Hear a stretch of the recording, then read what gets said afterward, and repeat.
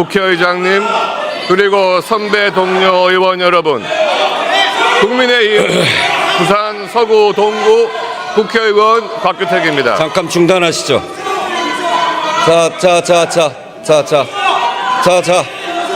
자, 조용히 하시죠.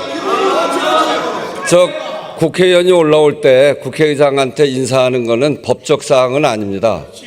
그런데 국회의원이 국회를 대표하는 국회의장한테 인사하는 것은 국회에 대한 예의고 또 국민에 대한 예의입니다. 그거를 지키자고 하는 것인데 이것을 그렇게 마음대로 훼손하면 결국 모두에게 전혀 도움이 되지 않습니다. 야당 무시하지 않습니다.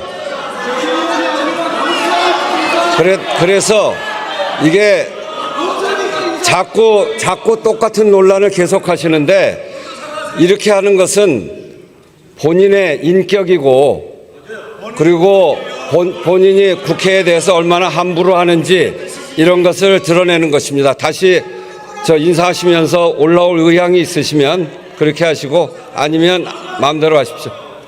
마이크 넣어주십시오.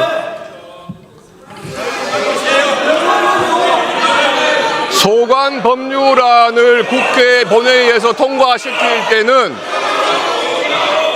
담당 국무위원이 국회에 출석을 해야 되는 것이 국회법에 정해져 있습니다. 이것을 무시하고 국회 권위를 살리겠다는 국회의장에 대해서 인사할 수가 없습니다.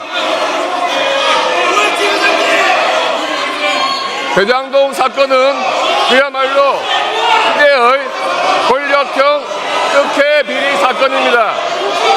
그리고 그 1심 재판에 대한 검찰의 항소 포기는 더러운 권력자들이 얼마나 추악하고 비열한 방법으로 사법 정의를 무너뜨릴 수 있는지 보여준 심각한 사법 방해 사건입니다. 전체 지분의 93%를 가진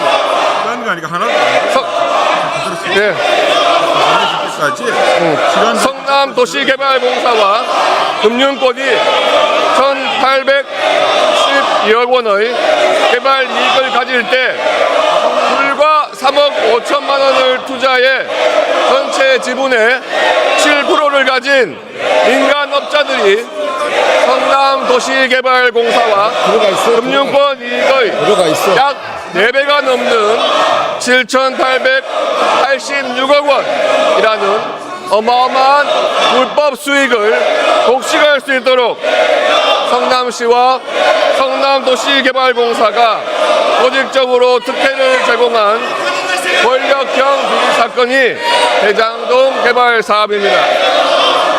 그리고 그 부패와 비리의 정점에는 이재명 대통령이 대장동 개발 사업을 자신이 설계했다고 스스로 밝힌 것처럼 현직 대통령인 이재명 대통령이 있는 그야말로 최고 권력형 특혜 비리 부패 사건입니다.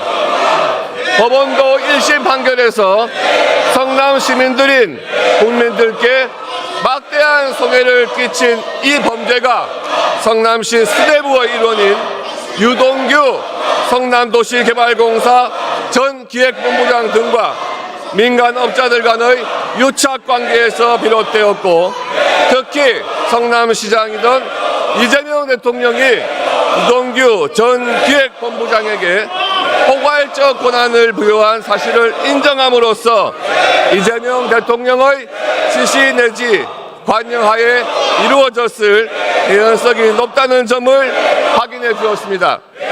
그럼에도 민주당은 이재명 대통령이 1,000원 한 장 받은 증거가 없다면서 조작된 기소라고 우기고 국민을 우롱하고 있습니다. 우리 국민들께서는 이 사건이 현직 대통령이 관여된 권력형 부패 비리 사건이라는 것을 잘 알고 계시고 그렇기 때문에 원칙에 따라 대통령은 물론 지위 고하를 막론하고 관련된 모든 범죄자들이 계속 재판을 받고 죄에 상응하는 처벌을 받기를 원하고 있는 것입니다.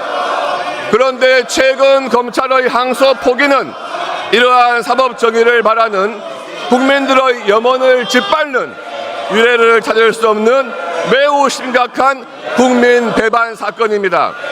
그리고 그 배반의 중심에는 대통령의 눈치를 살피지 않는 자와 그 기관은 그냥 두지 않겠다는 협박을 내포한 신중하게 처리하라는 겁박이자 불법의 지시를 서슴지 않는 법무부 장관이 있었습니다.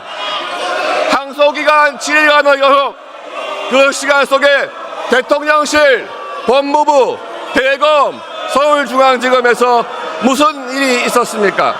대통령과 그 눈치를 보는 부역자들, 정부 곳곳에서 압력하는 대통령의 전 변호인들이 무슨 일을 벌인 것인지 국민 앞에 명백히 진상을 밝혀야만 합니다.